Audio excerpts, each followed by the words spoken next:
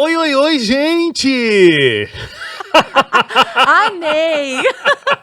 Olha quem tá comigo aqui hoje no Happy Hour. Gente, tudo bem? Eu não Tudo sei, sossegado? eu não sei se você, toda a audiência aí do Happy Hour, conhece esse oi, oi, oi, gente, mas ele é famosíssimo. Rose Andrade, a rainha do rádio aqui da Novo Tempo. Ah, isso é lenda. Isso é mito, isso é lenda. Daniel Mendes, eu estou com a realeza hoje aqui, você não sabe. Olha, ele passou aqui pra brincar comigo antes Foi, do tá início vendo? do programa.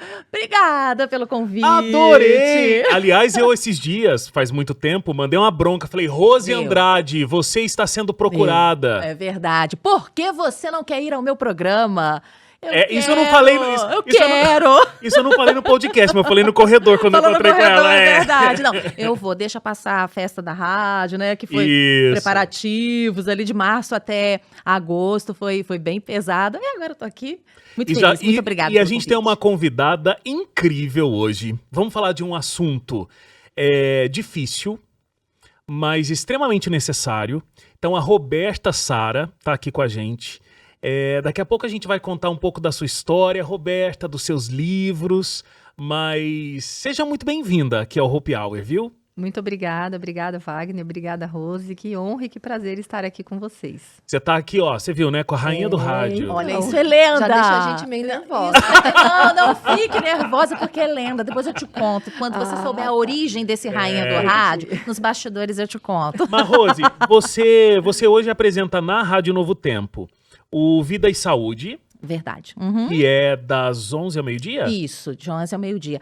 De segunda a sexta. Isso, apresento também o Bom Dia Novo Tempo, que é de 8 às 11, que antecede o Vida e Saúde. Ah, tá. Então, de 8 às 11, aí a gente não tá em rede com o Brasil inteiro. Só pela internet, talvez algum locutor de folga, enfim, não é? Aí depois entra o Vida e Saúde, as 19 emissoras se conectam e é uma bênção. Um grande abraço para todo esse time do Vida e Saúde, que é incrível, né? Do Vida e Saúde, muita gente participa ali, 8 pessoas estão envolvidas, geralmente, na programação ali. Mas muito bom ter você aqui obrigada, junto amigo, hoje. muito obrigada. E a Roberta? Roberta, ó, o que me falaram aqui, vamos lá, cadê o currículo da Roberta para eu ler? Vamos ver se ficou faltando alguma coisa. Ela é autora e palestrante que ajuda mulheres a superarem desafios emocionais com a força da fé cristã. É criadora dos cursos Saradas para Sarar e Seja Mais Você. Ensina como encontrar cura e também equilíbrio. A história de vida da Roberta é uma história de superação. Ela enfrentou abusos e dificuldades, mas usou tudo isso para crescer e ajudar outras mulheres. A Roberta acredita que com Deus é possível transformar dor em propósito e renovar a vida. E é isso que você fez, na verdade, também, né? Exatamente. Exatamente isso. Eu falo que aonde a gente mais sofreu, aonde a gente mais gemeu, aonde a gente mais clamou a Deus, é quando Deus coloca o nosso olhar para dizer, olha, tem muitas pessoas que estão no mesmo lugar que você esteve um dia. Porque a gente tem essa, vamos dizer assim, esse costume como natureza humana de se vitimizar e achar que só nós vivemos aquilo. Quando a gente está num cenário de dor, o nosso cérebro faz isso com a gente. Ele nos imerge naquela dor e onde a gente vive só aquilo. Eu falo muito, comparado até com a história daquela mulher que vivia encurvada 18 anos, que a Bíblia vai trazer. Era uma filha de Abraão, era uma mulher que estava na casa de Deus, mas ela estava encurvada há 18 anos. E quando a pessoa está encurvada, ela olha para onde? Ela olha ou para o umbigo ou para o chão. Então, quando a gente olha para o umbigo, a gente olha só para a nossa dor. Parece que só nós vivemos aquilo, porque o nosso cérebro faz isso com a gente. Meu Deus, eu sou a pessoa mais sofredora da face da terra. E aí a gente abre um Instagram e olha lá todo mundo colocando fragmentos, apenas fragmentos das suas vidas, de momentos felizes e alegres. E o que acontece é que as pessoas acham assim, só eu sofro, só eu tenho uma vida de dor, né? Eu nasci para sofrer. E aí começa aqueles pensamentos intrusivos, aqueles pensamentos, às vezes até malignos mesmo, que toma conta e a pessoa fica imersa nessa dor. Então ela está olhando para o umbigo dela, somente para a dor. Mas quando o Senhor nos faz ver e olhar para o lado, nós percebemos, meu Deus, foi isso que aconteceu comigo. Há 13 anos atrás, que foi quando começou o meu processo de cura, eu olhei para o lado e falei assim, meu Deus, quantas pessoas vivem o que eu vivo e muito mais. Então, isso faz a gente também olhar mais para o próximo, buscar essa cura para que nós possamos também ser esse caminho, essa ponte, esse instrumento. Eu descrevo uma frase muito legal no meu livro que eu gosto muito, que eu digo assim: alguém um dia jogou uma corda para um poço que eu estava. E hoje eu sou essa pessoa que joga cordas para outras pessoas que estão num poço onde eu estive. E que as mulheres sejam levantadas neste tempo para serem essas pessoas que jogam cordas para outras mulheres que estão em poços emocionais de dores, seja na traição, seja no luto, seja no abandono, porque a dor, ela tem esse poder de paralisar. Mas Cristo tem o poder de falar: levanta e anda. É isso que ele sempre diz: levanta e anda. Olha, promete esse episódio de hoje. Com hein? certeza, já estou emocionada já. Eu só queria dizer, antes da gente começar, inclusive a contar um pouco da história da Roberta aqui, que a gente sempre proporciona um momento de você ter um material adicional, algo que você possa se aprofundar um pouco em torno da temática que a gente está tratando, com a ajuda da Bíblia. Então a gente tem, hoje eu quero falar para você de um dos cursos que a gente tem com a Esperança, a nossa instrutora bíblica virtual, que é 5 pilares para uma vida mais leve. Aqui está o Dr. César, daqui a pouco eu vou falar dele, mas aqui está a Esperança, ó. 5 pilares para uma vida mais leve. Esse é um estudo bíblico que trata de saúde emocional, de saúde mental. Ansiedade, tristeza, culpa, insegurança, são sintomas que a gente percebe, né, em situações que acabam nos levando a ter essas emoções. Então, a gente tem esse material onde a Esperança, que é a nossa instrutora bíblica virtual, vai te apresentar pelo WhatsApp. Você vai mandar uma mensagem lá, tem o link, daqui a pouco eu te passo, mas tem um material que foi feito por profissionais da área da saúde mental e um conteúdo bíblico. Isso está junto, está integrado. A ciência, a palavra de Deus, a fé, te ajudando a superar essas situações tão complexas que eu não sei, de repente, qual é a razão que você está enfrentando, mas ou você conhece alguém que está passando por essa dificuldade de uma forma tão profunda e você pode encontrar esses 5 passos que vão deixar a sua vida muito mais leve. Se você digitar aí novotempo.com/esperança, esse link vai te levar direto para o WhatsApp, você vai conseguir começar a conversa com a Esperança. E aí você pode escolher esse estudo bíblico. Você quer ir direto nos cursos, porque a Esperança tem um monte de funcionalidades, novotempo.com/cursos. E aí, 5 pilares, você digita lá, a Esperança vai começar a conversar com você e te mostrar esses 5 pilares para uma vida mais leve. Aí tem um conteúdo também no NT Play, que eu sempre gosto de deixar aqui um conteúdo para você, né? ntplay.com, a nossa plataforma de streaming aqui da Novo Tempo, tem essas videoaulas com o Dr. César Vasconcelos, essas videoaulas que fizeram parte daquele lançamento da revista Mente Feliz. Se você procurar lá Mente Feliz, vão ter as lições todas que a gente teve na revista, também em vídeo. É muito interessante você acompanhar esses vídeos que falam de temas também muito fortes, inteligência emocional. Dr. César fala nessa revista de situações que acabam nascendo na nossa mente, se tornam uma doença dentro da nossa cabeça, uma questão mental, e isso pode ir para o nosso corpo, a somatização, N coisas que vão te ajudar muito nessas videoaulas com o Dr. César Vasconcelos, que é psiquiatra, anos de experiência, eu sou fã, já veio aqui várias vezes, é sempre incrível estar com o Dr. César. Ele está sempre com a gente também na Rádio Novo Tempo. Então, olha, novotempo.com, Mente Feliz, procura lá, tenho certeza que vai ser incrível. Assim como o nosso episódio de hoje. Amém. Roberta, você usa muito esse título, né, do curada para curar, sarada para sarar, né? O que você acha que precisa ser sarado? O que foi sarado em você? Trauma, qual a diferença entre trauma e um medo ou uma tristeza que a gente pode estar enfrentando na vida? Tá, vamos lá. Tristeza, a gente está ligado no campo das emoções, né? Então, a tristeza, a alegria, tudo isso faz parte da nossa composição intrínseca mesmo, onde não tem como a gente deixar de sentir. Então, todo mundo vai ter um episódio de tristeza, um momento de tristeza. Dependendo da circunstância que nós vivemos, isso se faz de uma forma mais intensa, de uma forma menos intensa. Então, a gente está falando das nossas bases de emoções. O medo, ele também está ligado a uma base de emoção também. Ele é protetivo, a princípio, princípio, né? Para que a gente vá atravessar uma rua e a gente olhe e observe. Agora, quando que isso começa a nos prejudicar? Quando ele passa a ser consequência de algum trauma. Então, um exemplo, a criança, eu acho até interessante, porque a psicologia traz um estudo falando ali sobre a criança que não entende o que o rato pode fazer para ela. Então, ela não tem medo do rato, ela aprende que tem medo do rato porque alguém grita, porque alguém fica desesperado. E aí a criança tá ali, tem até uma cena mostrando o ratinho entrando e a criança ali brincando. E hoje a gente, principalmente as mulheres, tem pavor, eu tenho pavor, porque a gente aprende isso. Então, assim, aí existe o medo aprendido. Então, tem o medo protetivo e tem o medo aprendido. O que me paralisa? O medo aprendido. E o medo aprendido, ele está sempre focado numa experiência traumática, ou em várias experiências, porque tem a questão de viver uma experiência e tem a questão do reforço dessa experiência. Aí é pior ainda. Então, vamos pegar aqui uma criança que tenha vivido situações em que ela se sentiu abandonada. O que causa? Aquele medo. A minha mãe não vai voltar, ou meu pai não vai voltar, eu não vou estar de novo naquele ambiente seguro. A criança, ela precisa desse ambiente protetivo, desse ambiente seguro. Então, ela vai criando uma experiência e uma interpretação, que isso é muito subjetivo, isso é muito particular de cada um, onde ela constrói uma ideia de que aquilo remete a uma sensação de angústia, de medo. E quando ela experimenta isso repetidas vezes, então aí cria um bloqueio.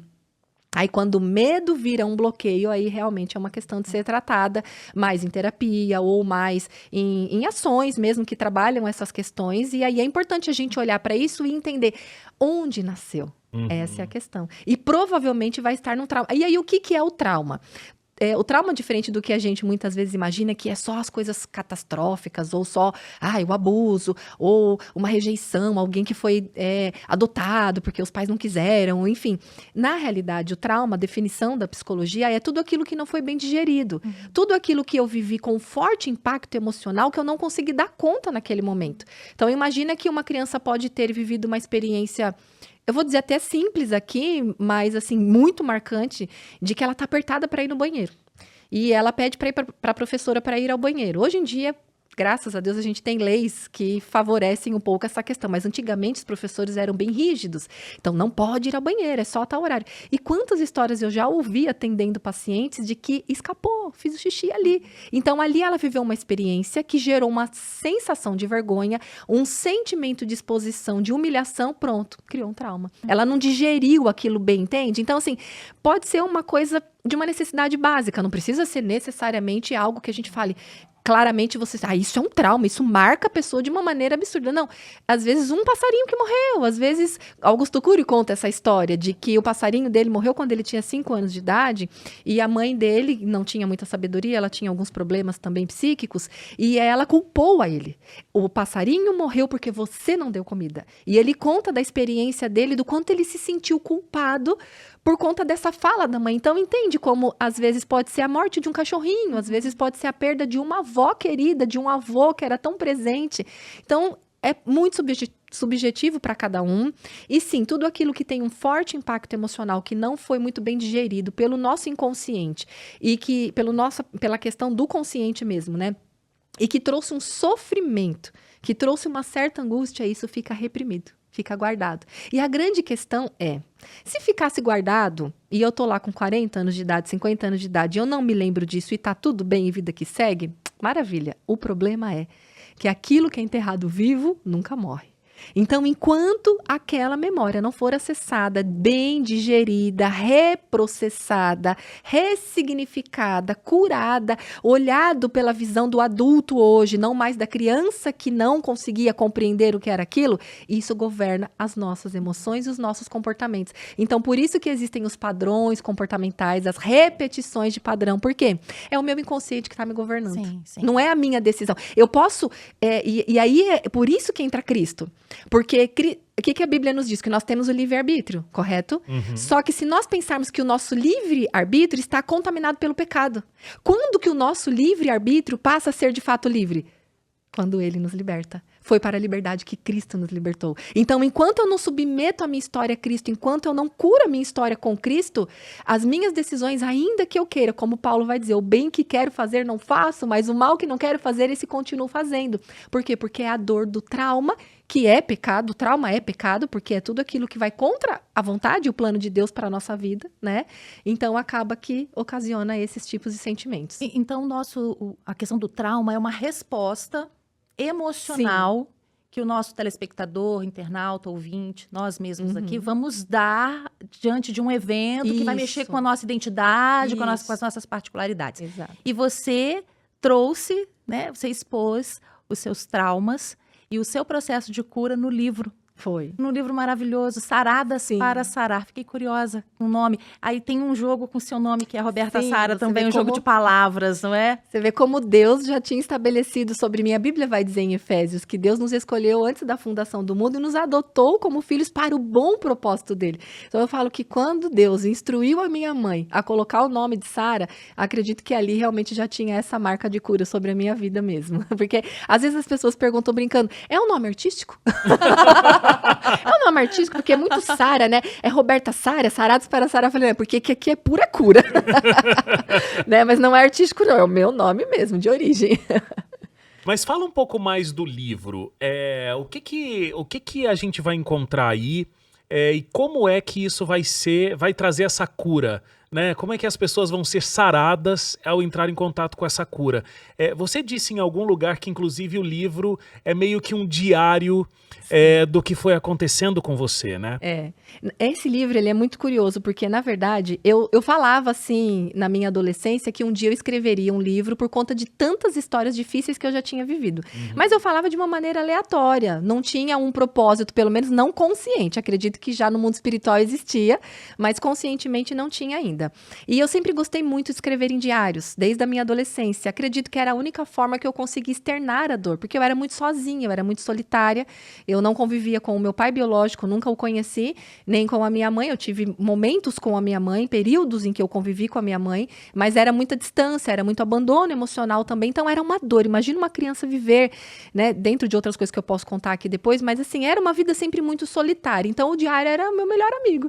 O diário era aquele, vamos dizer assim, que é como se fosse Deus, como que se eu tivesse, o que hoje eu faço com o Senhor nas orações, é o que seriam os meus diários. Eu não tinha maturidade ou intimidade suficiente com Deus para poder falar com Ele sobre as minhas angústias e nem conseguia, talvez, verbalizar em palavras ditas. E eu trazia em palavras escritas a dor e trazia aquelas coisas. Então, eu acredito que já existia esse dom em mim. Obviamente que depois que eu casei, eu deixei dessa prática, eu não escrevia mais, eu pouco lia livros também, e fui vivendo a minha vida para sobreviver, vamos dizer assim. Mas aos 31 anos de idade, começou um processo de resgate da minha identidade, da minha vida, um processo de cura. E um ano depois de que eu já estava nesse processo, eu senti desejo de ir num evento de mulheres, um congresso. E nesse evento eu vivi coisas assim muito impactantes, sobrenaturais até, e eu voltei tão impactada de tudo que Deus tinha falado, do que Ele tinha feito, do mover que eu tinha sentido, como que se Ele tivesse descido, principalmente na cura da paternidade dele. Eu tive um encontro mais profundo com a paternidade de Deus, a cura nessa área, que era uma das áreas mais debilitadas na minha vida, por nunca ter conhecido meu pai biológico. Sua mãe, desculpa, mas a sua mãe, ela engravidou com 16 anos, né? Isso. E inclusive, o homem que você acreditava que fosse seu pai, você acabou descobrindo que não era e nunca teve contato com o teu pai. Nunca tive contato, aqui eu falo que é uma história, assim, de Netflix mesmo, de filme, de novela, né? Posso já entrar daqui a pouquinho nela, mas só terminando o raciocínio aqui do livro, quando eu voltei desse evento, eu voltei escrevendo o que eu vivi nesse evento, para eu não esquecer o que Deus tinha falado. E, incrivelmente, 2 dias depois eu senti o Espírito Santo dizendo ao meu coração: filha, eu estou te dando um livro para que, através da sua história, muitas outras pessoas sejam curadas. Então, ele nasceu de uma maneira despretensiosa, quase que um vomitar da minha dor, vamos dizer assim, porque eu já vinha num processo terapêutico. Eu fiz um processo de terapia por 4 meses e meio, onde eu já tinha passado por algumas liberações de perdão, de algumas questões, eu já estava avançada um pouco no processo, e aí nasceu. E aí eu retomei, né? Quando Deus falou no meu coração, Ele me direcionou a retomar a minha história desde o início. Então, o que vai encontrar nesse livro? A minha autobiografia, a minha história e agora, nesta nova edição, vai se encontrar também como a pessoa pode se curar. Então, porque assim, a gente sempre recebeu muitos testemunhos de, ao ler a minha história, o quanto a memória da pessoa é destravada e ela entra em contato com dores que estavam, aqueles traumas no inconsciente. Pessoas lembrando de abusos que viveram, pessoas lembrando de situações assim que travavam ela e que elas não sabiam o porquê eram, mas lendo a minha história, porque a associação, né, o inconsciente se conecta, né? E então a gente recebia muitos testemunhos, mas faltava um pouco esse direcionamento de, e agora, o que eu faço com a minha dor? Então aí pela Editora Vida, os 2 últimos capítulos que nós fizemos agora você vai trilhar o seu caminho de cura e o último você agora se alista nesse exército de mulheres saradas para sarar, para então você ser esse canal de ajudar outras pessoas. Então é isso que vai encontrar respondendo sua pergunta de maneira mais abrangente, o que se encontra nesse livro. Excelente. Então vamos conhecer um pouquinho mais da sua história, do seu relacionamento com a sua mãe. O Wagner comentou, né, com Sim, 16 anos, foi. a sua mãe, muito novinha. Muito nova. Tava desabrochando para a vida. Então, como é que Exato. foi essa... E você sabe que uma coisa que eu aprendi no meu processo de cura é que quando nós contamos a nossa história, nós precisamos lembrar da história daqueles que vieram antes de nós. Porque lembra da história da mulher encurvada. Então eu tô olhando para minha dor. Eu não tive minha mãe, eu fui rejeitada, eu não tive meu pai, eu fui abusada, eu... E sim, essa dor é legítima. Essa dor é real. E essa dor precisa ser olhada num contexto correto. Não aquela pessoa que só se vitimiza, que só reclama, mas que não quer mudar ou que nem sabe como mudar, que era o meu caso, que eu nunca tinha sido acolhida na minha dor. Então, eu só reclamava e falava e choramingava e tinha minhas fases depressivas e eu cheguei ao ponto de tentar o suicídio. Tal era a dor, mesmo conhecendo a Jesus. Mas aí eu digo assim, eu conhecia Jesus um pouco mais da religião, não tanto Jesus nessa relação íntima e da paternidade, que foi o que fez toda a diferença, né? Mas contando da história da minha mãe, então a minha mãe perdeu a mãe dela aos 9 anos de idade. E o pai, eram 9 irmãos, e o pai, ele era alcoolista, ele era etilista, então ele tinha problema com álcool, e acabou que não assumiu a responsabilidade dessas crianças. Então ficou a minha mãe e mais os 2 irmãos que eram mais novos, os outros mais velhos, um casou outro, foi viver sua vida, né? Então ela ficou largada. Então o término da infância dela já foi uma infância de abandono. Então, a gente já vê também uma reprodução, né, do comportamento e das situações que nós vivemos. E ali, então, ela não teve nenhuma construção sobre casa, sobre afeto, sobre família. Ela vivia na casa de um, de outro, então ela ficava sempre entre São Paulo e Rio de Janeiro. Tinha uma irmã dela mais velha que morava em São Paulo e uma irmã que morava no Rio de Janeiro. Ela ficava nessa ponte. Numa dessas idas para lá e para cá, ela começou a trabalhar num restaurante lá no Rio de Janeiro e o proprietário desse restaurante, que era o chefe dela, era 20 anos mais velho que ela, era essa menina de 15 para 16 anos. Minha mãe é uma menina muito falante, muito extrovertida, né, talvez até para aplacar um pouco essa dor, e ela era uma mulher muito bonita, então acho que ela chamava atenção. E ali, de alguma forma, ela despertou a atenção daquele homem, o desejo, por não dizer assim, né, e ele tomou ela e realmente ele violentou ela sexualmente. E foi nesse contexto que minha mãe engravidou de mim. Então, você imagina uma adolescente de 16 anos, sem mãe, sem pai, que acabou de viver, né, um estupro e depois de um tempo descobrir que está grávida. Como que foi a cabeça dela? Ali ela ainda se iludia um pouco, achando que talvez quando ela falasse para ele, porque ela era funcionária dele, talvez ele fosse reconsiderar, mas de maneira alguma. Ele deu dinheiro para ela abortar. E ela, naquele desespero, ela tentou o aborto. E eu digo, a palavra de Deus estabelece a gente antes mesmo de que a gente estivesse ali no ventre da mãe. Então, eu creio que a voz de Deus sobre a minha existência foi acima de todas as guerras espirituais que aconteceram para que eu não viesse a existir. Porque minha mãe tentou o aborto e não deu certo. E porque Deus tinha esse plano maior, né? E ali naquele desespero, ela se viu desta maneira e o que eu vou fazer? Então, ela lembrou daquela outra irmã que morava em São Paulo.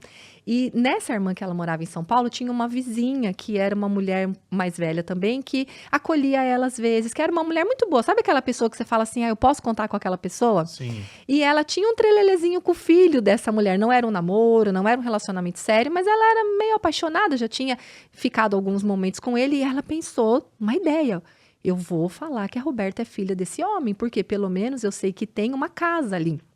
Tem aquela mulher que pode, de repente, ajudar e acolher. E foi aí que ela criou toda essa situação. Aí ela mentiu a minha data de nascimento, ela teve que criar uma situação para o cara, entre aspas, acreditar. E óbvio, ele não acreditou, por conta de todo esse contexto que eu trouxe para vocês, né? Só que a mãe dele meio que obrigou um pouquinho ele a registrar, sabe? Porque ela tinha esse coraçãozão. Não, você não vai deixar essa menina sozinha, vai. E não tinha DNA naquela época, não tinha os recursos que tem hoje. Ela deu uma forçadinha e ele, tá bom. Ele fez meio que obedecendo a mãe, sabe? Mas ele namorava uma outra mulher, essa mulher estava grávida e ele casou e viveu a vida dele. Então, eu cresci até os meus 11 anos de idade recebendo a rejeição desse pai. Olha que curioso. Desse pai, que na verdade nem era o meu pai biológico, mas que eu já sentia a dor da rejeição. Porque ele nunca fez uma visita a mim, ele nunca se importou de ser presente, de estar presente. Eu nunca recebi um colo, um abraço, um olhar. E tudo isso faz muita diferença na vida de qualquer filho. Principalmente na vida da menina, né? De não ter esse olhar. E essa minha avó de criação, ela não era casada. Ela tinha sido divorciada por também uma questão de violência doméstica. E acabou que era só ela. Então, a minha mãe pediu para que ela cuidasse de mim e eu vivi com essa minha avó até os meus 5 anos de idade. Então, eu vivi num contexto mesmo onde não teve a figura masculina. Essa figura da força, essa figura de apontar o caminho, de apontar o destino, a identidade. Então, eu não tive um olhar de um pai para dizer quem eu era. Lá na frente as consequências disso realmente são danosas, são bem complexas, né? Na questão da confiança, do acreditar em si. Muitas pessoas hoje, talvez, não acreditam em si, talvez seja por isso, porque um pai foi ausente, porque faltou palavras, porque, né, houve muita negligência. Então, por isso que a gente precisa olhar para tudo isso para se curar em relação a isso, né? Então, esse foi um ponto, assim, basicamente o início da minha infância, assim. E com a sua mãe, qual foi esse relacionamento? Porque, inclusive, a sua mãe teve um momento em que ela se volta para Deus, né? Sim, exatamente nesse ponto. Quando eu estava com 5 anos de idade, então eu não me lembro muito da minha mãe me visitar. Eu não tenho muitas memórias da minha mãe, apesar da minha avó dizer que ela, vez ou outra, ia lá. Então, estamos falando dos anos 80, então não tinha celular, tecnologia, nada disso. Quem tinha telefone fixo naquela época eram pessoas com uma condição financeira mais abastada. Então, era bem complicada essa coisa da comunicação. Então, eu ficava meses sem ter contato com a minha mãe. Apesar de tudo, ela era minha mãe. Então, obviamente que o meu inconsciente também interpretou como um abandono. Além da rejeição paterna, também interpretei como uma rejeição. Minha mãe não quis ficar comigo. Hoje, curada, eu entendo com ter me colocado no lugar da minha mãe, ter entendido a história dela e a falta de recurso que ela não tinha naquele momento, nem mesmo emocional, para fazer diferente, é outra história. Mas, até então, enquanto não é curada, a gente não vê dessa maneira. Então, nesse período, ela conheceu Jesus, ela teve esse encontro com Jesus. Mas também não se falava do que nós falamos aqui hoje. Eu quero parabenizar você, Wagner, por este programa, por programas como esse, por programas como a TV Novo Tempo traz, onde une ciência e fé, onde realmente traz também esses contextos tão importantes das nossas emoções, do que nós somos como corpo, alma e espírito. Né? Nos anos 80 não se falava muito disso, era só espírito. Então, a pessoa tá ruim, tem que orar mais. Aí tá em depressão, porque isso é demônio. Então, faltava esse conhecimento. Então, minha mãe teve falta dessas informações. Então, ela mudou o exterior, vamos dizer assim. Então, se ela usava roupa curta, aí ela colocou uma roupa mais decente. Então, se ela falava palavrão, ela colocou aquele linguajar que é o linguajar evangeliquez, glória a Deus, aleluia, o Senhor é bom e tal. Mas a carência emocional ainda existia. A dor de uma menina que não teve a mãe, a dor de uma menina que não teve o pai, a dor de uma menina que foi violentada com tão pouca idade que se viu naquele cenário. É só a gente se imaginar nessa cena, né? Então, ela não tinha como fazer diferente. Ela teve boa vontade. Eu quero que a Roberta venha morar comigo, mas ela não tinha estrutura. E ali, eu fui morar com ela, só que ela não tinha casa, ficava na casa de um, ficava na casa de outro, dormia vez na outro e tal. E aí, à medida em que ela conversava com alguém, que de repente ficava ali um pouco compassiva com a dor dela, com a história dela, e falava, olha, vai procurar um emprego, vai acertar a tua vida, vai se ajeitar, deixa que eu fico com a tua filha. Quando você tiver mais acertadinha, você vem aqui e pega ela. Só que eu não me lembro, nessas casas, desde os meus 5 anos, da minha mãe sentar comigo e falar, e sinalizar isso, e comunicar, olha, você vai ficar aqui, essa é a tia tal, esse é o tio tal, você vai ficar aqui porque a mãe precisa explicar, porque eu falo assim, a criança ela precisa de uma explicação. É não. É não por quê? É não porque não pode. Não, olha, isso vai te fazer mal. Porque isso, tá? Você mostra o porquê não. Então, a criança, ela consegue assimilar melhor.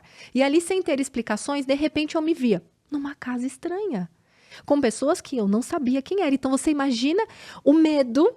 Claro. O medo protetivo, natural, onde eu estou, com quem eu estou, o que eu vou fazer, para onde eu vou, aquilo começa a se tornar um trauma. Minha mãe não tá mais aqui, não tem ninguém que eu conheço, e aí, para piorar um pouco a situação, que eu sempre brinco, às vezes falo, desgraça pouco é bobagem.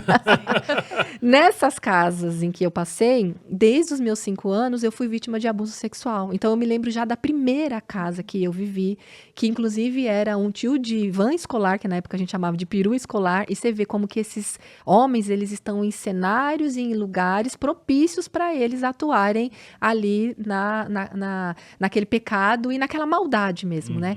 Então, aí começaram os abusos e eu não entendia o que era aquilo. Eu recebia ameaças, que se eu não fizesse o que tivessem me mandando, eu seria colocada na rua. Eu não tinha como falar com a minha mãe, não tinha como pedir socorro. Imagina uma criança de 5 anos de idade sem saber para onde ir, sem ter como pedir socorro. Então, você imagina tudo que foi ocasionando nas minhas emoções. Então, isso foi por um bom tempo. Depois eu me lembro de sair dessa casa e para uma outra e na outra também, viver abuso também sexual. Aí depois um namorado da minha mãe, e aí assim, eu ficava um pouco com a minha mãe, um pouco em outra casa, mas minha mãe nunca soube desses abusos, porque quem vive o abuso, primeiro que não entende o que está acontecendo e depois é uma dificuldade para... Existem ameaças, é um jogo tão diabólico mesmo no meio disso que a gente não consegue dar voz a isso. Você comentou, Roberta, que no seu livro as pessoas vão lendo e de repente tem um estalo assim.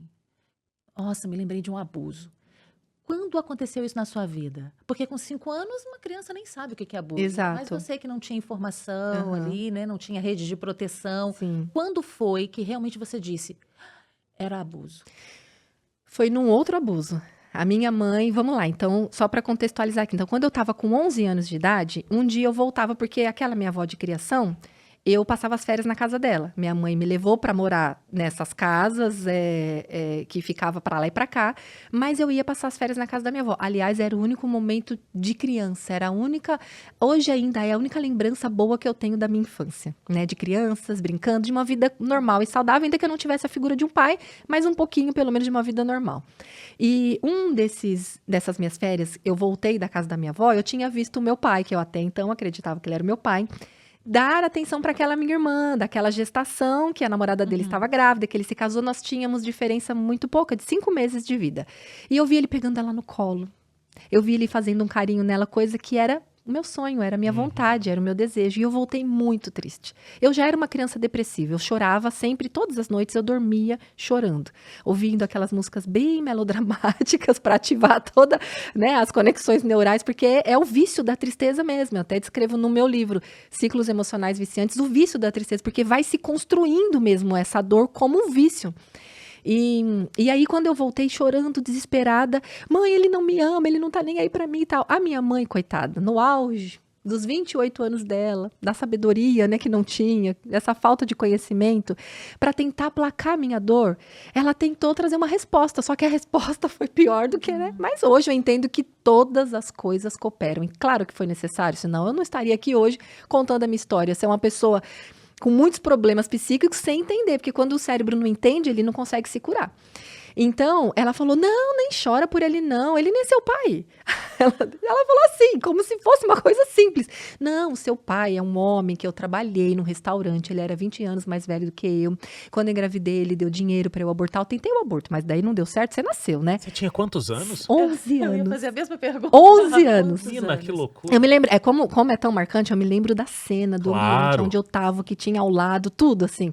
E ela, assim, a naturalidade dela ao falar isso, né? Coitada, não tinha realmente conhecimento sobre a questão emocional. Então, ela só queria tirar aquela dor de que eu tava sofrendo por um pai que, na verdade, não era meu pai. Mas daí ela jogou um caminhão de outras dores. Pois é, curou uma dor com mais 5, né? Sim. Aí não, e tem mais, você não nasceu na data que consta no seu registro, porque eu nasci em maio, e minha mãe tinha me registrado em julho para aquele homem acreditar que eu era filha dele, porque não batia as datas. Sim. Então, foi tudo arquitetado, né?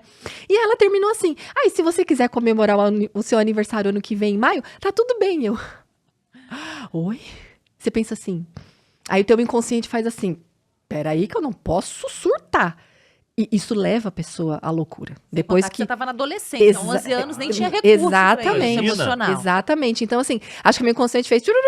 Joga lá pro porão. Vamos abrir um porão aqui? Então, abre as comportinhas secretas, fecha isso e a gente não pode lidar com isso. Então, assim, essa história... Eu não, mãe, porque eu sempre fui muito introvertida, eu sempre tive muito medo da minha mãe, eu sempre tive medo por conta dos abusos, dos abandonos. Imagina um cenário, vão imaginando uma criança vivendo isso. Uma coisa é eu adulta hoje, curada, sarada, com Jesus aqui do meu lado, me ajudando a ter força para contar essa história. Outra coisa é uma criança viver isso, claro, junto com Jesus, mas ainda sem ter essa consciência de tudo isso, né?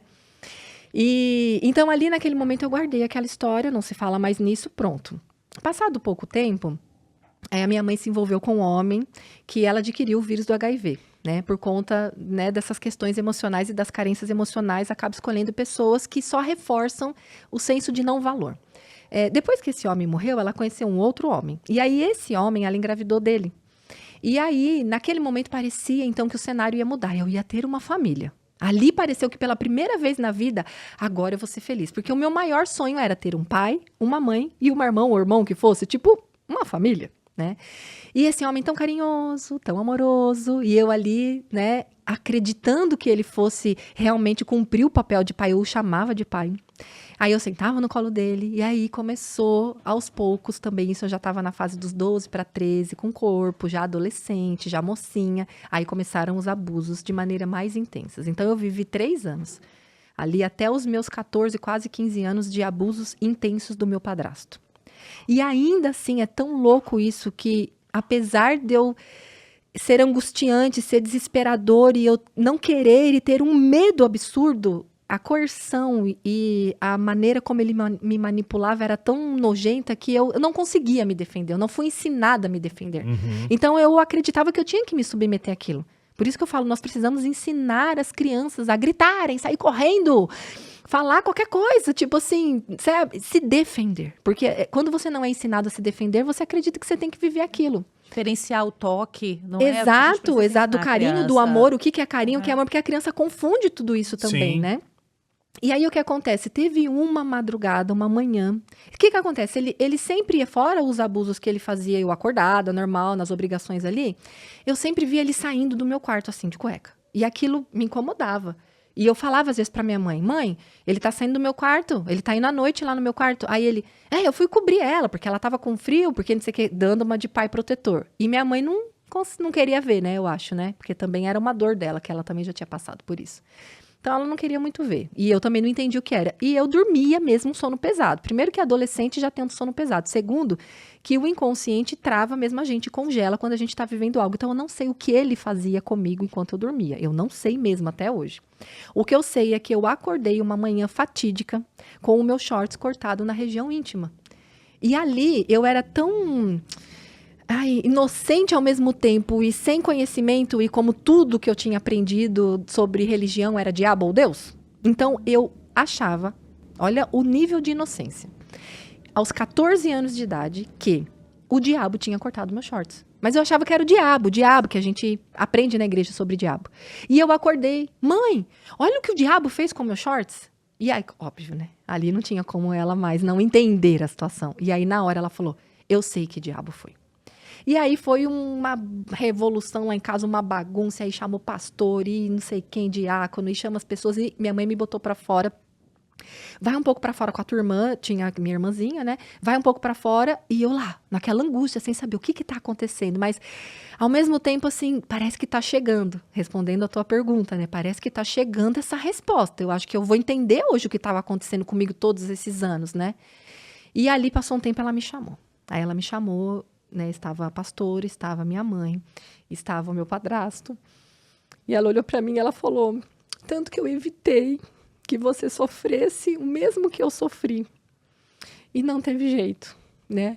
O que aconteceu aqui é que você foi abusada por ele abusou de você e tal. Então, assim, acho que para ela também foi muito difícil, porque ela me criou de uma maneira tão rígida, tão religiosa. Ela não deixava eu ir no cinema, ela não deixava eu ouvir música do mundo, né, secular. Ela não deixava eu ir na rua brincar com coleguinhas, porque na cabeça dela, acho que ela queria ao máximo me proteger do que ela tinha vivido, e estava do lado dela. O inimigo estava do lado dela, dormindo com o inimigo, literalmente, como aquele filme, né? Só que a minha mãe também não tinha sabedoria de como lidar, gente. Por isso a importância de programas como esse, por isso a importância de voz para as emoções, por isso a importância do lugar da fala. Porque às vezes a gente entende errado, né? Até o perdão. Porque ali naquele momento ela não conseguiu lidar com aquela situação e ela disse para mim: você vai dizer o que eu devo fazer. Ora, como você coloca uma responsabilidade diante de uma adolescente de 14 anos numa gravidade dessa?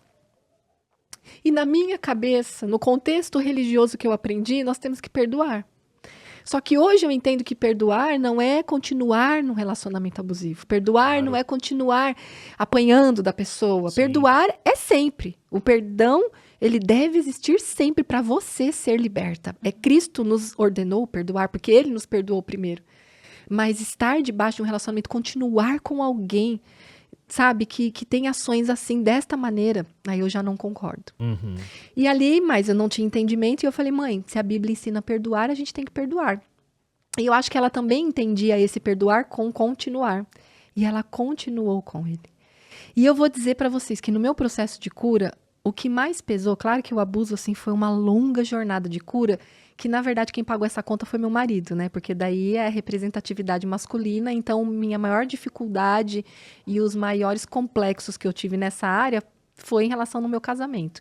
Mas de dor emocional em relação à minha mãe, parece que o abuso ele não teve tanto peso quanto essa decisão da minha mãe naquele momento, de escolher continuar com ele. Então é como que se naquele momento, o pouquinho talvez de identidade, de senso de valor que eu tinha, acabou. Um abusador tem mais valor que você. Porque não é o que você faz, né? É a maneira como isso é comunicado. Então, claro que hoje, curada, eu entendo que a minha mãe, talvez ela pensou a mesma coisa.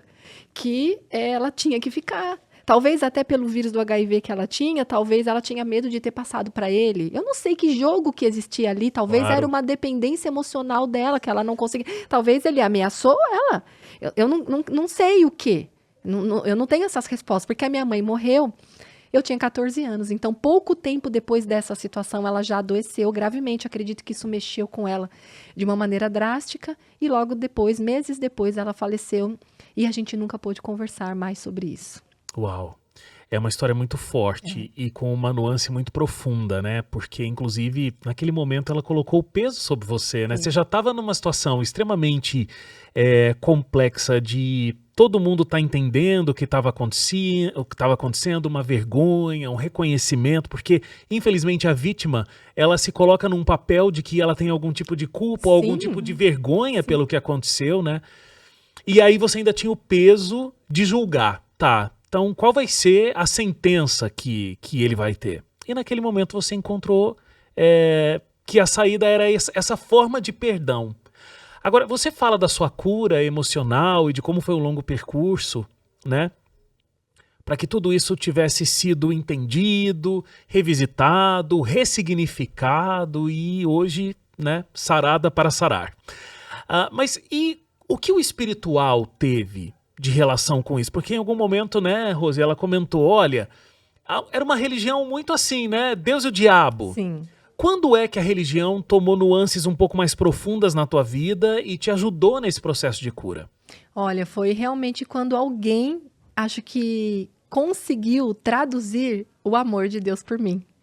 Porque eu buscava em pessoas. Então, eu buscava no meu marido, por exemplo, o que eu não tive do pai, da mãe, a proteção. E ele também tinha os traumas dele. A mãe dele faleceu, ele tinha 7 anos de idade. O pai faleceu, ele tinha 17 anos. Então, ele também não tinha estrutura emocional para me dar o apoio que eu precisava. E eu ficava frustrada, porque ninguém me compreende, ninguém me entende. Então, eu vivia aquela vida religiosa, ok. Quando eu estava saindo da igreja um domingo, na minha vida comum, na minha vida religiosa comum, porque dentro de mim, sim, eu buscava Deus, eu servia na igreja, eu tinha um coração de serva. Mas, na realidade, eu ainda não entendia como a Bíblia diz que amar é obedecer. Então, peraí, eu preciso conhecer as escrituras de fato para eu obedecer, porque desta forma eu comunico a Deus que eu o amo. Então, a Bíblia era lida de uma maneira muito sabe? Naquele botão de emergência. Sabe quando tá tudo dando errado, você vai lá, Deus, fala comigo. Aí você abre a Bíblia, não, essa não, vamos abrir outra. Então, a minha relação com Deus era basicamente isso, porque foi me apresentado um Deus muito austero, um Deus muito duro, um Deus que tá sempre com o cajado na mão, pronto pra... Sabe? Então, assim, eu me via toda errada. Então, eu comecei a namorar, por exemplo, muito jovem, por conta até da sexualidade que foi desenvolvida muito precocemente. Então, eu gostava muito dos menininhos, era apaixonada, porque hoje eu entendo, eu ficava buscando o pai, a figura masculina, Claro. enfim, todas essas questões. E aí, eu namorava escondido, errava. Então, assim, como que eu vou ter intimidade com Deus? Como que eu vou ter vida com Deus? Então, eu me via totalmente errada, não merecedora desse relacionamento com Deus. Então, a religião, a gente cumpre, bonitinho, tá tudo certo. Aí, eu sou aceita porque eu tô fazendo tudo certo. Entre aspas, a gente entende essa identidade totalmente distorcida. E quando eu voltava da igreja aos 31 anos de idade, de um culto, saindo assim, eu tinha essa minha irmã. Essa minha irmã que era bebezinha, lembra que quando a minha mãe engravidou, que casou, e eu achei que ia ter uma família e tal. Essa minha irmã, quando a minha mãe morreu, a minha mãe deixou a sentença de que eu deveria cuidar da minha irmã. Mais uma sentença que minha mãe deixou. Apesar de que quando a minha irmã nasceu, a minha mãe já falou, eu tive, mas é pra você cuidar. Porque a minha mãe já sabia que tinha o vírus do HIV e ela sabia que poderia morrer a qualquer momento. Enfim, então ela já jogou. Eu, com 11 anos, já tive essa responsabilidade de ser mãe da minha irmã. Então eu que acordava de madrugada, fazia mamadeira, trocava fralda, e era fralda de pano na época. Então, olha, assim, como a gente vai, às vezes, sem perceber, sobrecarregando uma criança que não está preparada Claro. para aquilo. São muitas Sim. responsabilidades. Mas então eu fiquei com esse peso, com essa culpa de tipo, eu tenho que cuidar da minha irmã. Quando eu casei muito cedo, com 16 para 17 anos, e foi a melhor coisa que aconteceu diante de todo esse cenário, eu trouxe a minha irmã para morar comigo, porque era aquela sentença, eu tinha que cuidar dela. E minha irmã também, por conta dos traumas dela e também por conta de todo esse cenário que ela viveu aí na visão dela, como criança, um pai desse também, enfim, né? O pai abandonou, depois que a minha mãe morreu, o pai abandonou, foi embora, né? Não quis nem saber de cuidar dela. Nós estávamos com uma tia. E eu quis morar com o meu pai de registro. Porque eu queria viver uma vida que eu estava, nesse momento, com essa idade de 16 para 17, eu estava de 15 para 16, num relacionamento abusivo. Porque o abuso, depois, ele vai se manifestando de outras formas. Uhum. Aí eu estava namorando um rapaz que era abusivo, ciumento. Hoje a gente entende como, né, tóxico, controlador, dominador. E naquela época eu não tinha conhecimento disso. Então, até que para fugir um pouco desse namoro que era doentio, eu quis ir para casa do meu pai. Lembra aquela história que minha mãe contou com 11 anos? Estava na gavetinha. Eu simplesmente apaguei. Para mim, ok, era aquele pai que nunca fez nada, mas era aquele ainda. Aí eu fui para casa dele mas Deus tinha um plano ali. Foi quando eu conheci o meu marido. Né? E dentro desse contexto de conhecer o meu marido, aí logo a gente se casou, porque era 2 perdidos, a gente fala, né? 2 sem pai, sem mãe, sem nada. É como a Bíblia diz, Ebenezer, até que o Senhor nos ajudou.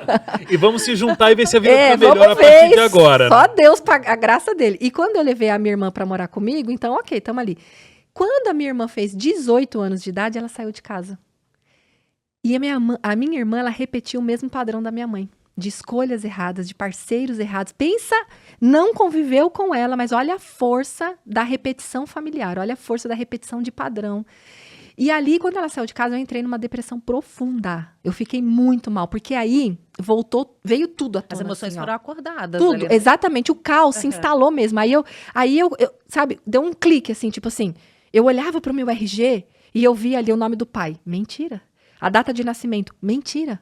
E aí eu ouvia mesmo, sabe? Tipo, perturbações na minha mente mesmo, sabe? A tua história é uma mentira, a tua vida não tem valor, acaba logo de vez com a sua vida. Eu me lembro, assim, de ouvir mesmo, sabe? Claramente a voz mesmo, de Satanás mesmo, sussurrando pra eu acabar com a minha vida. E eu entrei no banheiro, minha filha mais nova tinha 2 anos e meio, a minha mais velha tinha uns 9 anos. Eu entrei no banheiro e tomei vários medicamentos, ainda bem que eram fitoterápicos e só me deu foi muito sono. Mas assim, eu cheguei a esse ponto, tal era a dor emocional. Então, eu cheguei nesse ponto de, tipo, não dá mais pra continuar assim. Algo tava gritando dentro de mim, tipo, não dá mais pra continuar assim. E aí Deus envia, né? Deus tem graça, Deus tem misericórdia. Deus vê. Gente, eu amo a história de Agar. Agar tá lá no deserto. O filho dela ali, ela até distancia do filho dela para ela não ver o filho sofrendo de fome, do que quer que seja, porque ela não sabe o que seria depois. E Deus traz ali a palavra do anjo, dizendo que Deus vê. Deus está te vendo, Deus vê. Né? Então Deus nos vê no vale, Deus nos vê no deserto, Deus nos vê na dor. E Ele vai preparando um caminho de cura. Então, dentro dessa dor, creio que Deus começou a movimentar a vida de alguém. E foram 2 pontos principais para eu... Sempre que eu vou responder uma pergunta, tem uma história por trás disso. Então, como que eu conheci o Deus Pai, né? Para além da religião? Primeiro foi o confronto do meu marido. Aí chegou o dia do meu aniversário, de registro ali, 3 de julho de 2012. Gente, hoje eu não comemoro mais em julho, tá? Meu aniversário é o meu real, é quando Deus me viu à terra, é 3 de maio. Ainda que o documento ainda esteja lá. É uma história, uma cicatriz que eu levo para contar o poder de Deus. Mas deu um tchutchu. Naquele ano deu um tchutchu. É uma mentira, meu aniversário não é hoje, meu aniversário já foi. E aí eu comecei a surtar, literalmente, assim. Perdi meu aniversário. Já foi, sabe? Aí meu marido saiu, de manhã me deu parabéns, e eu, não, hoje não é meu aniversário. Mas eu sempre fui muito boazinha, eu sempre me submeti a tudo, eu sempre quis agradar todo mundo por conta da rejeição, dos abusos. Era um padrão realmente para ser aceita, para ser amada. Pra não ser abandonada. Exatamente. Naquele dia é como que, tipo assim, cansei. Cansei de ser a boazinha. Cansei de fazer tudo pra todo mundo. Não, hoje não é meu aniversário e já passou e nem me dá parabéns. Então, assim, as pessoas... Nossa, Roberto, o que aconteceu com você? Uma pessoa tão doce, sempre tão pronta. De repente, blá, explodi.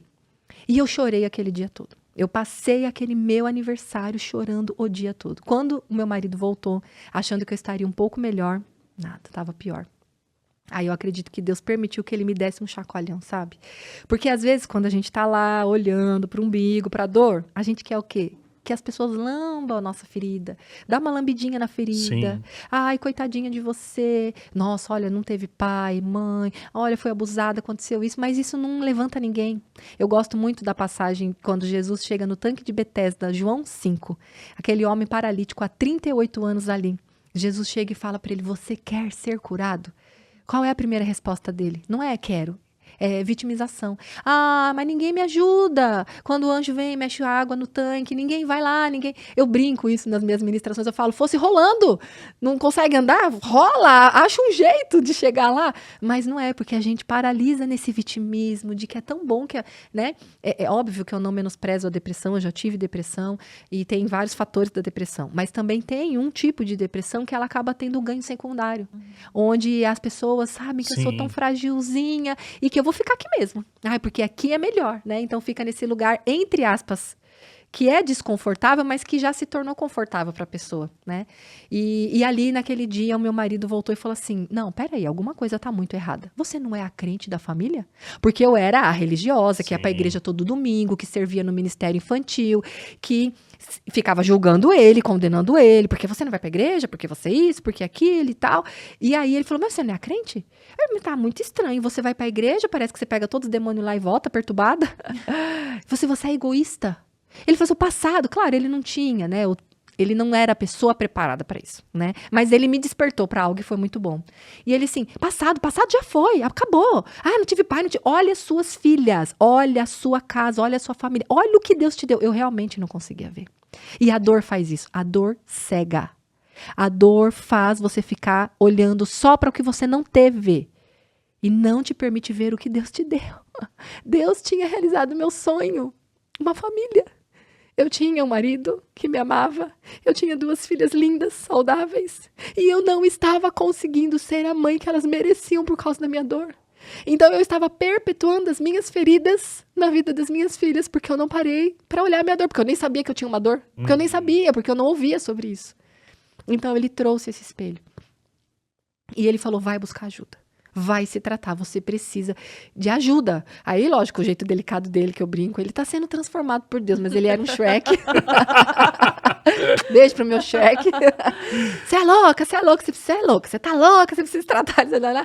E como era meu aniversário, aí eu pensei assim, bom, então eu vou me permitir o presente de aniversário ser uma terapia. Pela primeira vez na vida. E eu falo, gente, precisa de coragem para isso. Pela primeira vez na vida. E eu falei assim, eu vou buscar ajuda. E eu acho que Deus estava esperando esse passo. Eu dei esse passo e fui. Só que eu fui atrás de uma psicóloga. Qual é a mais barata? O senso de não merecimento, né? Qual é a mais barata? Aí fui na psicóloga. E foi até engraçado essa história.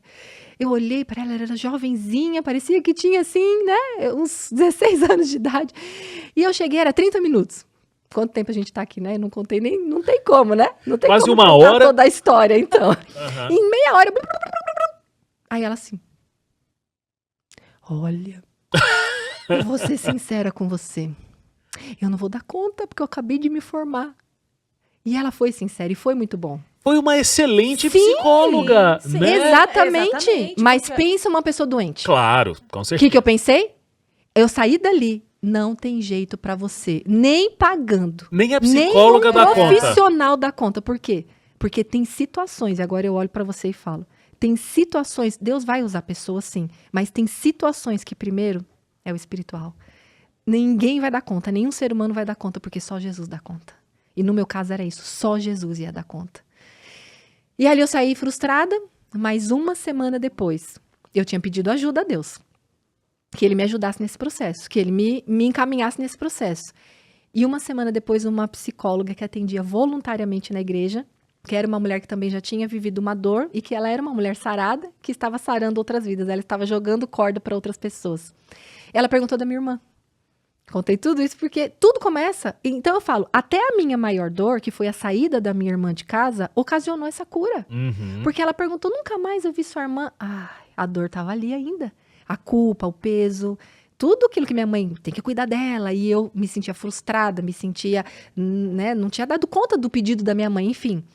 E eu só chorei, não consegui nem falar. Ela, você quer vir conversar terça-feira?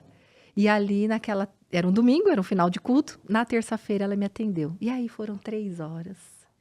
3 horas onde eu pude falar. Foi a primeira Onde eu pessoa, pude chorar, Roberta, a que te primeira, ouviu, a primeira, que te de olhou verdade. no lugar De onde você verdade. estava. Porque você sabe que antes eu tive uma outra experiência ainda. Eu tenho umas experiências bem legais com psicólogos. Por isso que hoje eu procuro ser uma terapeuta, assim, bem ativa, né?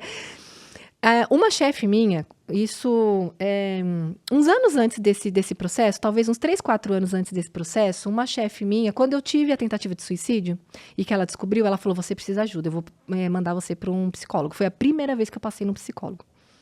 Só que também não dei sorte, porque não era ele, né? Deus é o espiritual junto, né? Então ele atendia no posto de saúde e ele ficava assim, sabe? Tipo, tá. E parecia que ele tava dormindo às vezes, sabe? Mas ok. Mas teve um dia, acho que era, sei lá, a 5ª sessão, que literalmente ele dormiu, que ele roncou. Hoje eu rio, eu dou risada. Poxa, gente. Mas você imagina a dor de... E eu chorava, assim, porque era a primeira vez que eu tava passando. Então, as minhas sessões eram só chorando, chorando, chorando. E literalmente ele roncou, que eu tive que acordar ele. E eu chacoalhei ele assim, doutor, o senhor tá dormindo. Não, e a resposta dele foi pior ainda, né? Ele falou assim, não, mas quem tá sendo aqui em questão aqui é você, não sou eu. Então pode continuar falando aí. Gente, que pouco caso. Tem profissionais e profissionais, né? Eu voltei? Lógico que não. Nunca mais voltei, né? Então, assim, foi a primeira vez que alguém me ouviu ouvindo. Que alguém ouviu acolhendo. Que alguém ouviu amando. E representando o amor de Cristo. Então, a partir daí, eu acho que ali é o que eu falo. Foi ali que eu consegui sentir Deus para além da religião. Uhum. A igreja é fantástica. Quando a igreja consegue ser esses braços também. Consegue atuar nesses campos também. Porque nós somos o quê como igreja? O corpo de Cristo. Uhum. Então, nós temos que ser a mão de Cristo. Dar alimento para quem não tem, para quem não pode, levar esperança. Né? E a gente faz isso de diversas formas. Vocês, através desse programa, levando Cristo, levando mensagem, as pessoas que patrocinam, que ajudam. Cada um faz como pode. Um dando dinheiro, outro trabalhando, outro dando sua vida, seu tempo, Claro. seus dons. Né? E ela deu o dom dela naquele momento e eu recebi esse amor. E ali, acho que entender esse amor de verdade me levou realmente para querer e desejar mais o Senhor. Aí foi uma jornada de, como diz a palavra, de conhecer e prosseguir em conhecer o Senhor. Você nunca teve uma dificuldade para contar essa história? Um medo de julgamento, vergonha? Porque parece assim que realmente, a partir desse momento que a cura chegou, automaticamente você já queria curar também. Pelo menos Sim, você contando é isso que parece, Sim, né? é isso. Quando a cura entrou, e a cura é em camadas, ok? Eu tô há 13 anos nesse processo. Obviamente que hoje eu tenho um nível de cura e de maturidade, de entendimento da minha própria história de vida muito diferente. Tanto que o livro, ele foi, entre aspas, um pouco reescrito, porque é uma nova visão. A Roberta, que escreveu o livro há 11 anos atrás, era outra. Eu trazia um peso um pouco mais sobre a minha mãe, eu ainda não tinha conseguido me colocar, já tinha perdoado, mas ainda existiam muitas faltas de entendimentos e compreensões que não me levavam a esse lugar de maturidade como eu tenho caminhado hoje, né? Mas antes do propósito, eu tinha muita vergonha de contar a minha história. Eu não falava. O meu marido descobriu que eu tinha sido abusada sexualmente lendo o livro. Há 11 anos atrás. Porque eu não conseguia falar. A minha mãe, o vírus do HIV, eu não conseguia falar. Eu tinha colegas de trabalho, amigas muito próximas, que às vezes... Sabe quando você tem vontade de querer compartilhar um segredo, algo que foi tão difícil para você? Por que sua mãe morreu tão cedo? Ela morreu com 32 anos de idade. E eu falava, de câncer, nossa, mas não teve tratamento, não teve... E eu tinha vontade de falar o a mais, porque ela não tinha, né, as células, ela não tinha como se defender a imunidade, mas eu não conseguia, eu tinha vergonha. Mas Wagner foi incrível. A partir do momento que o toque de Jesus entrou, eu entender a cruz, eu entender que na cruz tudo isso poderia ser apagado, a dor, não a memória está aqui, eu conto. Existe... Às vezes, né, uma emoção existe, eu sou, né, de carne e osso, existe, é o que eu vivi, então a emoção é acessada muitas vezes. Mas quando eu entendi isso e o chamado de Deus na minha vida foi tão grande, não tinha como eu não dizer sim para o Senhor e para esse chamado. Então é pelo propósito. Então, por causa do propósito, aí não entra vergonha, não entra medo de julgamento, por causa do propósito, porque eu tenho visto o quanto que isso também tem impactado outras vidas. É interessante quando a gente traz Deus para a nossa dor, não é, Wagner? Porque a gente começa a entender que a sua história não começou na barriga da sua mãe. A sua história começou lá na mente de Deus. Isso. Deus planejou você, Amém. Você foi desejada por Deus. Então, quando a gente tem esse olhar e a gente começa a se autoconhecer, se autoquestionar, aí eu tenho esperança. Não é? Eu não nasci, a minha história não começou do abandono, da rejeição, mas no olhar de Deus. Agora eu fiquei curiosa em relação ao perdão. Às vezes eu penso, e já ouvi isso várias vezes, quando a gente chega para uma pessoa que sofreu tantas dores, tantos abusos como você, a gente chega para uma pessoa, ela está contando a história e fala assim, mas você tem que perdoar.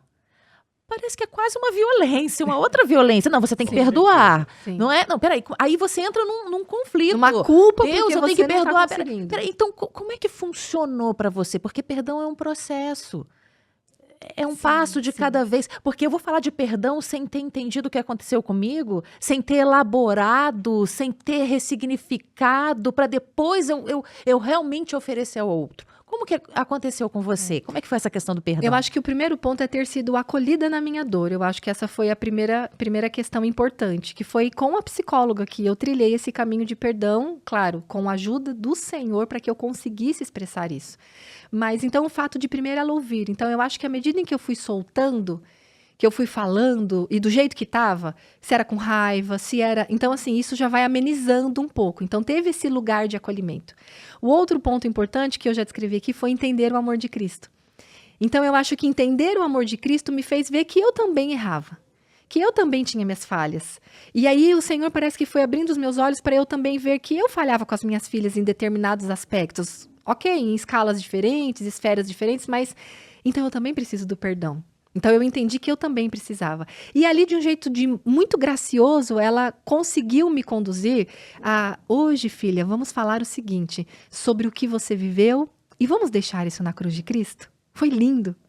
Porque aí foram 4 horas. Nesse dia, ela fechou a agenda dela, foram 4 horas. E eu fui descrevendo detalhes que jamais, né, eu poderia falar em algum outro momento. No livro eu trago de forma profunda, mas tem detalhes que não dá nem para se falar e trazer, né, de tão íntimo que é. E eu descrevi detalhes e ela falava, vamos colocar na cruz de Cristo? E aí eu falava, Senhora, eu ia reproduzindo a oração que ela me direcionava. E aí ela falava, eu libero perdão para o fulano de tal, eu abençoo a vida dele para prosperar. Então, assim, ela foi conduzindo com o Espírito Santo de uma forma tão graciosa. Tinha 2 intercessoras juntos também. Eu falo que foi junto com um processo meio que de cura e libertação. Foi tudo junto, assim, né? E aí eu fui só fluindo, sabe? E aí eu fui falando, eu fui liberando. Esse foi o meu primeiro contato com, de fato, a liberação do perdão. E essa importância do perdão, Wagner, que eu fico pensando, a gente precisa compreender que ele, primeiro, é positivo para mim. Sim. Não é para mim. Eu tô abrindo mão da vingança. Isso. Eu tô abrindo mão do de revidar, que eu tinha de ficar ofendida. Eu tô abrindo mão. Mas a gente não tá falando de impunidade, a gente não tá falando de que esse perdão é passando a mão na cabeça do abusador. É importante a gente citar isso, não é? É isso que eu digo. O perdão não dar uma chancela de que o que aquela pessoa fez está correto. Não, tudo que a minha mãe fez, que o meu pai biológico fez, que o meu padrasto fez, que todas as pessoas fizeram contra mim de mal, continua sendo mal. Aquilo não deixou de ser pecado, aquilo não deixou de ser ruim. Então, o perdão não é dizer o que você fez, não foi tão ruim assim, não, foi devastador. Na minha vida foi devastador, que eu estou ainda me recuperando de algumas questões. Só que eu libero esse perdão para eu ser liberta. Tem uma coisa sobre perdão, a gente estava falando, inclusive, esses dias lá no nosso departamento. É isso que a Rose falou, né? Quando a gente está liberando o perdão, não quer dizer que a gente está aprovando o que o outro fez. Aprovando ou vai vir uma impunidade, né? A gente não tá fazendo, a gente não vai ter condição de fazer justiça. Exato. E quando a gente perdoa, não quer dizer que a pessoa acertou, que realmente isso, como você falou, que tá tudo certo. Não significa também que ao perdoar, essa relação vai ser como ela era antes do acontecido. Exato. Perdoar é simplesmente perdoar. Então, perdoa aquela pessoa. Não quer dizer que eu não quero que aconteça uma justiça para com aquela pessoa. Sim. Só que a justiça não tá nas minhas mãos, né? Eu não vou lá me vingar de alguém. Eu vou perdoar. Eu não tô concordando porque eu perdoei, eu não tô dizendo que aquela pessoa tá certa e eu não tenho que continuar convivendo com aquela pessoa porque eu perdoei, né? Exatamente. Não dá mais para caminhar juntos, porque os nossos propósitos de vida são diferentes, né? E quando a gente oferece esse perdão, independente do outro reconhecer que errou. Gente, isso é divino. Isso é só o Espírito Santo que coloca no coração da gente, não é? Não é uma troca, não. Se você me pedir perdão, Wagner, eu vou te perdoar. Roberta, se você me pedir perdão. Não, eu perdoo. Eu deixo o seu caso na mão de Deus, porque eu não vou conseguir justiça agora, não é? Porque as pessoas ficam esperando essa reparação. Porque como você foi humilhado muitas vezes, você tá esperando uma certa humilhação daquela pessoa para com você. É a reparação. E aí parece que assim, se ele vier pedir perdão, então tá. Então aí eu posso pensar, olha, fiz um favor, hein? Ó como eu sou boa cristã, perdoei. Mas o verdadeiro sentido do cristianismo é aquilo que Cristo fez na cruz quando ele olhou para o Pai e disse, Pai, perdoa porque eles não sabem o que fazem. Né? Então é quando a gente perdoa, falando assim, ele foi um abusador e o que ele fez foi errado, mas será que ele sabia o que ele estava fazendo de verdade? Será que ele tinha consciência? Ou será que ele só estava seguindo os desejos e os prazeres da carne dele? Você entende? Então, assim, né? É isso. É chegar nesse ponto de falar, Pai, perdoa, porque ele não sabia o mal que ele estava causando. E é abrir mão. A palavra perdão no grego significa isso mesmo. Abrir mão da vingança, abrir mão Eu tinha o direito de ficar ressentida, de ficar ofendida, de ficar magoada, mas eu abro mão, eu coloco tudo isso na cruz de Cristo, né? Para que o amor de Cristo possa me limpar e me fazer uma nova pessoa. Agora, não quer dizer que isso seja simples ou fácil. Não, eu acho que tem que segurar na mão do Senhor. Toda, não é? Tem que segurar na mão do Senhor. Não dá para ser uma coisa... assim, primeiro a gente sabe que o perdão é uma decisão, ok? Então eu decido que eu vou perdoar em obediência à palavra de Deus. Só que assim, Jesus, garra aqui comigo, segura aqui e me ajuda, porque sozinho eu não vou conseguir. Não dá, não consegue. Não é humano. Nesse nível, assim como imagina uma pessoa que perdoa alguém que assassinou seu filho. Esse nível de perdão não é humano, é perdão divino. Então talvez precise sim da nossa decisão diante de Deus em obedecer. Senhor, eu quero, sabe aquela coisa, eu quero obedecer, igual aquele homem que chegou até Jesus, cura meu filho, e Jesus falou, você tem fé? Ele fala, tenho, mas não tenho, me ajuda na minha incredulidade. Tem uma passagem bíblica assim, o cara ele dá meio uma titubeada. Então, mais ou menos assim, a gente fala, Senhor, tá aqui, a tua palavra diz que eu tenho que perdoar, tá? Eu tô falando aqui, eu quero perdoar, Senhor, mas eu não sei como que eu vou fazer isso não, então, Senhor, me ajuda. Então, acho que quando também a gente quebra o nosso orgulho, coloca essa dor, rende essa dor aos pés do Senhor, aí Ele nos ajuda. E sim, Rose, é um processo, por quê? Primeiro, então, eu liberei, eu falei, eu verbalizei. Verbalizou. Tá? Mudou aqui? Não. Às vezes eu vou ver aquela pessoa e ainda vai embrulhar meu estômago. Eu ainda vou ter raiva. É emoção, é sentimento. E eu sempre falo essa frase. Os nossos sentimentos levam um tempo para acompanhar as nossas decisões. Porque é químico.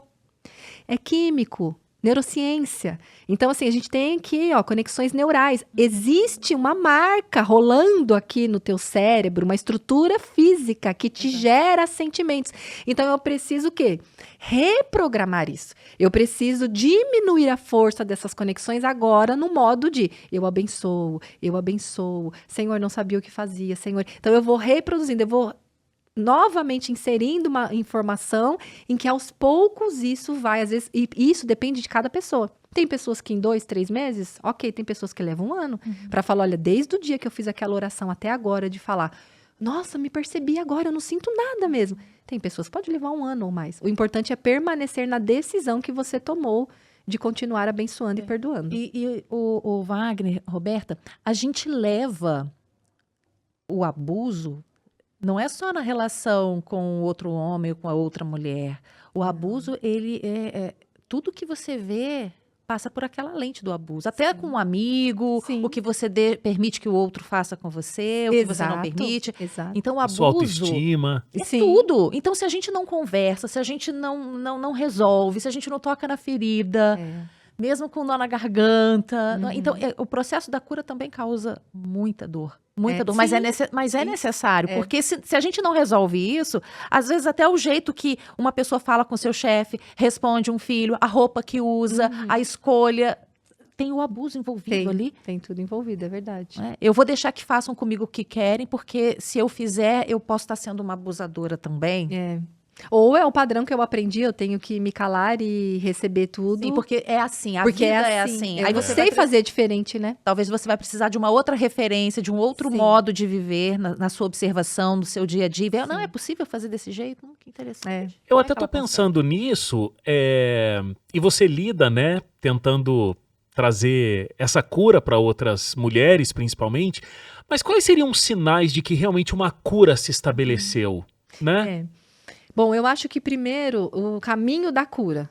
Então, o caminho da cura eu preciso falar, seja com Deus, seja com alguém. Eu preciso olhar e ver no que ainda dói. E eu preciso liberar perdão para as pessoas envolvidas nessa dor. Pode ser uma demissão. Pode ser uma demissão. Quais pessoas estão envolvidas nessa demissão? Pode ser que me tiraram, ministerialmente falando, me tiraram de uma posição, colocaram outra. É um luto. Exato. Um divórcio, tantas outras coisas. Então, primeiro eu olho, primeiro eu falo sobre isso e eu libero perdão. Depois eu olho para mim, para ver se eu também preciso pedir perdão, porque tem muito... E aí também tem a questão dos nossos sentimentos, né? Apesar de ser uma defesa, o que a gente faz com esse sentimento? Muitas vezes nós alimentamos. E aí nós precisamos nos arrepender também de ter ficado tanto tempo paralisado naquela dor. Então, como a gente percebe que de repente chegou a cura? Quando a gente fala daquele assunto e aquilo não traz mais aqueles sentimentos, sabe? Ou aqueles bloqueios. Um exemplo, se eu falava do meu pai, ainda eu sentia um incômodo, poxa, então a cura não chegou completamente, mas já chegou numa camada, porque eu já consigo falar. Então, eu falo que a cura é igual a cebola, sabe? Tipo, são camadinhas até chegar no núcleo, né? Assim como o perdão, até você conseguir entender totalmente por que a pessoa agiu daquela maneira. Agora, se eu falo algo que não me dói mais, então realmente essa cura chegou ali na profundidade.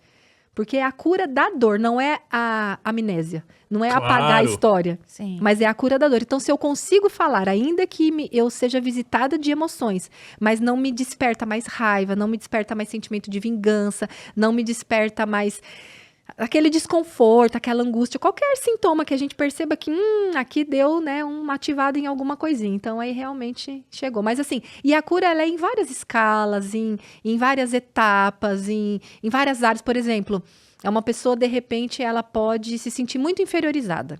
E por conta disso, quando ela vê uma mulher, vamos pegar aqui, quando ela vê uma mulher muito bonita, muito bem vestida, que fala muito bem, aí ela sente inveja daquela mulher. Então, ela está com um sintoma de uma doença emocional que ela precisa curar. E aonde nasceu? Aí ela precisa entender aonde nasceu, trabalhar isso. Aí como ela percebe que ela está curada? Quando ela vê pessoas assim, tipo, nossa, eu não senti mais nada. Olha, eu celebrei com ela, fiquei feliz. Então, são mais ou menos é mais no sentir mesmo. E eu acho tão interessante porque e com certeza vai motivar alguém que está passando por essa situação de buscar uma cura em qualquer área, né? Não precisa ter sido um abuso, não precisa inclusive ter sido um abuso sexual, porque existem outros abusos, mas nós temos muitas pessoas feridas. E essas feridas estão abertas em muitos casos, né? E você conseguiu essa cura, você conseguiu olhar para essa cicatriz e transformar essa cicatriz num propósito. Isso. A dor virou ministério. Como ela falou, realmente. E cicatrizes contam histórias, e eu Claro. falo muito isso também. Quando a gente vive alguma situação, um cachorro mordeu, pisei num prego, cortei ali, às vezes fica uma cicatriz, ou sofri um acidente. Então, quando a gente vê uma cicatriz que chama atenção, às vezes você pergunta, mas o que você fez, né? Aí aconteceu alguma coisa, aí a pessoa tem uma história por trás disso. E eu digo que a cicatriz é isso, é a nossa história, onde a gente conta aquilo que o Senhor fez, né? Porque não tem mais ferida, não tem mais dor. Amém. Deixa eu mostrar os livros, porque eles estão aí, né? A gente fala sobre eles e a gente fica olhando para eles, mas acho que o público nem viu direito. Olha que capa bonita esse aqui, ó, que é o que a gente falou o tempo todo. Tá bom aqui, Fabrício? Ou quer que eu posicione de outro jeito? Acho que tá bom, né? Deixa eu só ver o título aqui. Saradas para Sarar, exatamente. Esse é onde tudo começou. Onde tudo começou, esse é o primeiro. Isso. E agora ele foi feito uma nova edição pela Editora Vida. Atrás aqui, você é maior que sua dor e seu passado, e com Deus é capaz de escrever uma nova história. Muito lindo. Ó, esse aqui, mais forte que a sua dor. Comenta, pode comentar. Não, eu ia falar aquele, a gente tem um benefício para as pessoas que estão assistindo. Ah, é? Tem um benefício para as pessoas que estão assistindo que consegue 30% de desconto e frete grátis para esse livro. Então, você olha que legal. Para comprar no seu Instagram? Podcast, esse é pela Editora Vida. Esse Saradas para Sarar. Editoravida.com.br. Isso, só digitar Saradas30, que é o cupom de desconto, Saradas30, e 30% só para quem assistiu esse podcast aqui, o Hope, especial para vocês. E olha, foi um trabalho frutífero aí, hein? A gente tem aqui, ó, mais um livro, Tempo de Crescimento. Desconstruindo o meu eu. Esse fala de mudança comportamental. Desconstruir tudo isso que foi construído erradamente, né? Processo essa visão. de cura. Essa visão. Que vai acontecer. Aqui até você fala, olha, 3 etapas: a cura, a desconstrução e aí a reconstrução. Ciclos emocionais viciantes. Esse é neurociência, então eu explico aqui os vícios emocionais que nós temos, que nós reproduzimos padrões por causa dessa química que vicia na dor, na tristeza, na angústia, na decepção, enfim. A gente vai alimentando e atraindo até situações assim na nossa vida. E aqui a gente tem o Saradas para Sarar novamente, mas o devocional. O devocional, isso é um por dia, né? Mensagem, reflexão, um versículo bíblico, uma oração e uma frase de impacto para levar a pessoa com um caminho mais próximo de Deus, né? Não substitui a leitura bíblica de maneira alguma, mas é uma ponte, tipo, vou começar o meu devocional, faça a leitura bíblica, depois leia e o Senhor falará ao coração. Então, além do seu trabalho muito forte, inclusive no mundo digital, nas redes sociais, nos livros, palestras que você faz, você atua como terapeuta. Sim, hoje é o menor tempo o menor campo, vamos dizer assim, por conta da minha agenda. Eu viajo aos finais de semana ministrando e palestrando em eventos de mulheres e atendo como terapeuta uma vez por semana. Eu não consigo estender muito por conta de tudo isso, mais um pouco. De todas as de todas as funções, né? Mas é sempre, eu falo que todo o meu tempo, tirando o meu tempo com a família, é totalmente focado para o reino de Deus. É totalmente focado em pensar o que eu posso fazer e produzir para as pessoas terem conhecimento, para elas saírem dos lugares onde elas estão. Excelente. Eu adorei entrar em contato com a sua história. Porque, enfim, não tem como a gente não ficar encantado, né, Rose? Com uma história que tem os seus níveis de profundidade. Você tinha tudo pra, como você falou no começo, alguém te jogou uma corda, mas você tinha tudo pra não aceitar subir essa corda. Muitas pessoas não aceitam. Muitas pessoas. E sentar ali no fundo do poço e ficar ali, né? Retroalimentando aquela tristeza que é viciante. Você falou sobre isso também. Mas você pegou essa corda e hoje está jogando para outras mulheres. Então, essa cura que aconteceu, se instaurou e virou propósito é muito bonito de ser visto. Eu acho que é uma grande dose de ânimo e motivação para todo mundo que está vendo a gente, de pensar, olha, eu tô aqui hoje, mas eu posso estar lá, eu posso sair disso. Sim. Pode ser diferente e eu posso, inclusive, ajudar outras pessoas nessa mesma situação. A tua história mostra isso. Então, que Deus continue te dando forças, inclusive, né? Para continuar esse ministério. A jornada é longa. A jornada é longa e é uma decisão diária, né? Eu tenho certeza que, embora você tenha superado, em alguns momentos essa tristeza bate, essa coisa vem e aí você fala, não, aqui não, vamos continuar, vamos seguir. né? É verdade. A gente vai de glória em glória até que seja dia perfeito, né? Quando a gente pensa, já está resolvido isso, Deus fala, mas temos mais uma página para escrever aqui, ó. É como os meus livros. Sim. E cada nova página que Deus escreve em mim, nasce um novo título. Muito bom. Quando a gente acha uma resposta, já diz aí, né? Que mudam a pergunta. E que bom que o nosso Deus conhece o nosso biológico, o nosso fisiológico, o nosso emocional, o nosso funcionamento, não é? É verdade. E que bom a gente descobrir a cada dia que a gente pode mudar a nossa história na presença dele. É verdade.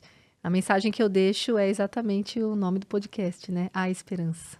A esperança para todos. Em Cristo há esperança. Você não está afadado a viver da maneira que você está. Amém. Pega essa corda que Jesus... ninguém jogou. Jesus está jogando. Esse podcast pode ser uma corda que Jesus está jogando para você. Dizendo, busque ajuda. Busque ajuda. Dê um grito de socorro. Alguém, Deus vai usar alguém com certeza também para ser esse canal na sua vida. Que Deus te abençoe e não se contente com menos daquilo que Deus determinou para a sua vida. Amém. Muito obrigado, Roberto. Eu que agradeço, Wagner. Obrigada, Rose, pela receptividade, pela oportunidade, por esse espaço para poder expandir aí o amor de Cristo.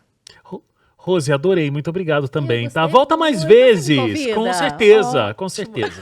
Ótimo. Ótima. Tá aprovada. Tá aprovada? Olha, Pois é, olha, tá eu não trabalho aqui, ele Então, é seu chefe, Foi, né? Mas, foi meu chefe, olha. ao meu ver, está aprovada. Ao nosso também. Inclusive tem presente pras duas, porque é a primeira vez das duas. Obrigada. Então, pra vocês lembrarem com carinho aí, levem essa sacolinha de recicláveis do Hope, mais os presentinhos. Livros, amo, um caderninho. Isso, pra anotar novas ideias pra novos livros. Ai, que ótimo. Obrigada. Obrigado, gente. Obrigada, TV Novo Tempo também. Obrigado a você também que ficou com a gente até agora. A gente se encontra semana que vem com mais um Hope Hour. Até lá. Tchau, tchau.